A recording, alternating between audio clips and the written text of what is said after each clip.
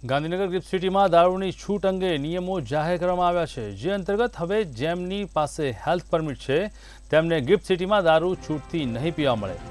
Visitor permit ધારકો gift સિટીમાં દારૂ સેવન નહીં કરી શકે, તો ટુરિસ્ટ પરમિટ ધારકો પણ ગિફ્ટ સિટીમાં દારૂનું સેવન નહીં કરી શકે। આ તરફ ગિફ્ટ સિટીમાં કર્મીઓને જ અધિકારી જ પરમિટ આપી શકે તેવું નક્કી કરવામાં આવ્યું છે। ગિફ્ટ સિટીમાં આવતા અધિકૃત માલિકોને મુલાકાતીઓને ટેમ્પરરી દારૂની મંજૂરી મળશે। આ સાથે કંપનીના HR હેડ જવાબદાર અધિકારીની ભલામણને આધારે મંજૂરી મળશે। મુલાકાતીઓ સાથે સંબંધિત કંપનીના લીડર અને એક્સેસ પરમિટ ધારકો કર્મી રહેશે અને લાયસન્સ હેઠળ અધિકૃત કરેલા વિસ્તારમાં જ લીકરનું સેવન કરી શકાશે।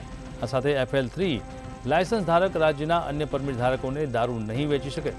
લાયસન્સના સ્થળ સિવાય અન્ય કોઈ જગ્યાએ દારૂ નહીં વેચી શકાય। આ તરફ દારૂનું સેવન કરનાર વ્યક્તિ દારૂ પીવા બાદ વાહન નહીં ચલાવી શકે અને 21 વર્ષથી ઉપરની વયના વ્યક્તિને જ દારૂની પરમિટ મળશે તેવું જાહેર કરાયું છે।